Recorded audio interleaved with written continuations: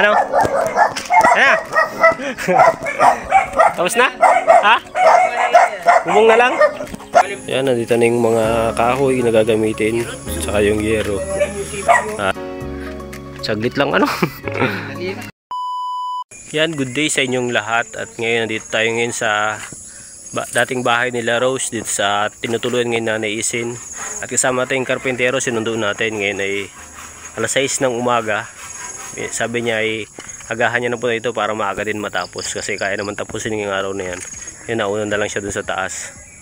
At nag-ano muna tayo ng motor. So, yan, pakita ko sa inyo. Yung mga materyales nandun na. Saka yung karpentero nandyan na rin. At yan, para matapos itong balkon na Nanay Isin, magawa na. Nasa ganun, may pwede na silang tambayan sa labas. Hindi na dun sa loob. Para medyo presko din. Kasi nasa labas lang. Open lang yung gagawin dyan. May bubong lang. Tapos open lang yung gilid. Para presko pa rin. Yan, nandito na yung mga kahoy na gagamitin. Tsaka yung yero. At andyan na rin yung karpentero natin. Ayan. Ginagawa na itong bubong dito sa may kila Nanay Isin. Itong harap para hindi mabasa ng ulan dun sa pinto.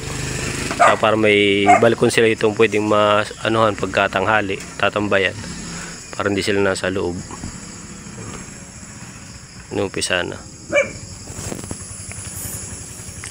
Mamaya punta tayo kay Marcos para ma-update siya dito.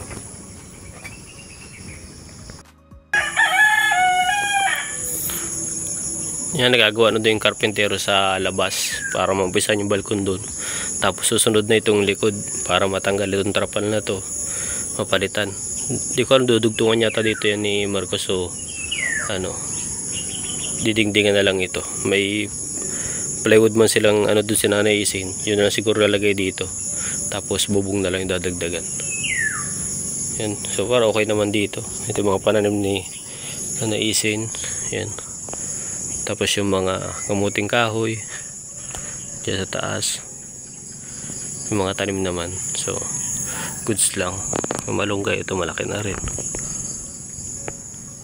Tayo kapag tanim-tanim sila dito. Kamuting kahoy.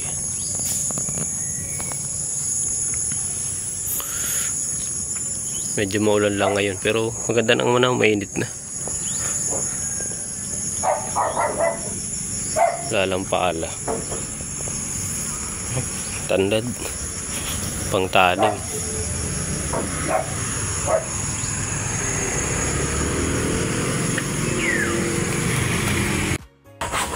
Ayan, papunta muna tayo sa kila Marcos. At nagagawa naman yung karpentero dun. Ito pala magawa din ito. Pandayan. Para may hawakan sila. Kaya naman Nanay Isin to, pandayan. Yeah. Medyo madulas na lang yung daan. Kakaulan lang po kasi.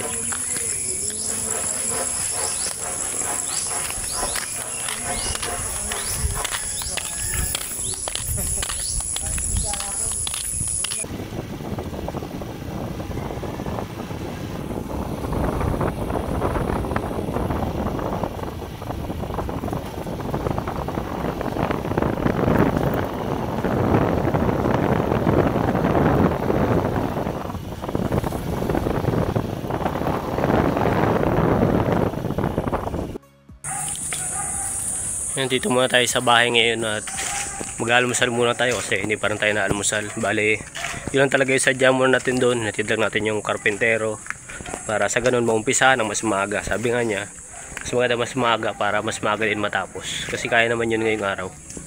So yan, dito muna tayo sa bahay. Yan. Almusal muna tayo. Walang tao dito.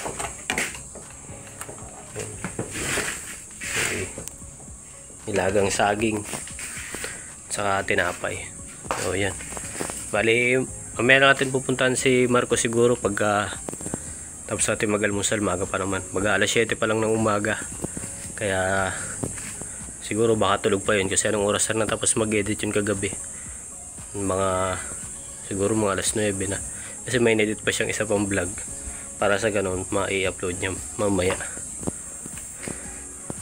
Siguro hindi ko alam kung saan ang lakad namin ngayon. Sabi niya after namin kay Nanay Isin, baka diretso kami sa Panganiban or doon sa bagong i-scout namin. Titingnan namin kung ano yung pwede puntahan sa ngayong araw. At kahapon naman galing na kami kila Herlin. Yung napanood yun naman yung saya nung dalawa doon sa dala natin na prank pa ni Marcos. Yun ay ano na namin, parang plano na namin yung sa daan pa lang, nakaplano na yun, kaya ganun yung ano. Sa labas na kami nag-aantay kasi kaso muna tayo, mag-almusal muna ako, tapos siguro baka maligo na rin ako para prepare na tayo at mag-radyo man si Marcos, saka ready na tayo, punta na lang tayo dun. So yan, kita sa lang mamaya. So yan, balik tayo dito sa bahay nila na Isin kasi susunduin natin yung karpintero at wala siyang service, kaya tayo yung magiging service muna niya sa ngayon.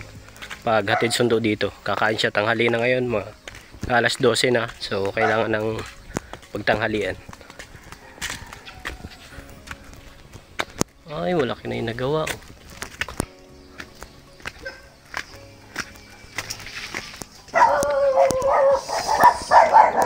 Ano? Ano? Tapos na? Ha? Bubong na lang? So yan na yung nayari. Yero na lang ang kulang. Hindi pa kasi dinideliver yung yero. Saglit lang ano. So yan. Yung yero na lang ang kulang. Kaya lang hindi pa dinideliver. Papalo ko ngayon para ma-deliver ngayon kasi yun na lang yung kulang. Tapos na. Tapos yun. Kaya pa naman doon pero yung likod kasi mababa pa naman yung ano, kakalating araw pa lang. Kaya pa-deliver natin yung yero. Punta natin doon sa in-orderan para ma-deliver ngayon. Ito lang na yung susi natin. Yan, galing na tayo doon sa kaya naisin at yun nga, nagkakain na yung karpintero doon. Tapos mamaya mga alauna siguro start na ulit siya ng trabaho niya para tapusin yun. At parang ngayong araw matapos siya, makapag-inis na Isin doon ng maayos para hindi na mabasa yung bintana. Saka syempre nagdag silungan din nila yun sa katambayan. So yan, ngayong araw nakagayak na tayo. Yan, radyo natin, ka-helmet tayo at mag-mission naman tayo ngayong araw. At medyo napatapos na yun doon. So yun, punta tayo kila Marcos para mag-mission. Hindi ko alam kung saan ang lakad namin ngayon. Siguro may scout kaming bago doon sa nialapit sa kanila. Tapos dadaan kami doon kay Nanay Isin para makapag-vlog siya doon kay Nanay Isin kung ano na yung update doon sa bahay. O yan, punta tayo kila Marcos. Yan, kakarating lang natin dito kila Marcos. Galing kami sa mga beneficiary natin. Saka yun, nag-scout din kami, kaya lang ay di namin nabutan yung dapat beneficiary na bagong scout natin. Wala doon, nasa school kasi pumapasok siya. So siguro bukas ng umaga babalikan namin pag pag wala silang pasok or pag umaga yung uwi, kasi hindi natin pwedeng abalahin yun, gawa ng syempre nag-aaral yung bata. So yan, dito nakarating lang namin at gabi na naman. Gabi na naman tayo nakauwi at magmemerenda lang kami ni Marcos. Nagluluto si Marcos sa kusina ng Indian foods. Yung luto pa yun ni Commander kahapon, ininit lang ni Marcos. Ano, ready na? Ready na? Silog na? Naamoy ko na eh. Masarap pa rin naman yata. Masarap pa rin, kahit lasang silog yung pwede. Yan yung kain naman dito, Indian foods. Initin ko na yung ulam. Luto ni Commander. Yan. Niluto lang ni Marcos yung siya na daw nagluto. Si Commander nagluto nung kahapon, tapos ininit niya ngayon, edi siya na nagluto. Iba na nagluto, ganun pala yun, no? Baka ikaw nagsalang nga, ikaw nagsindi ng apoy. At yan. Grabe, ang dami pong niknik, yung mga maliliit na ano siya. Parang insekto na makating kumagat. Ang dami sa labas kanina.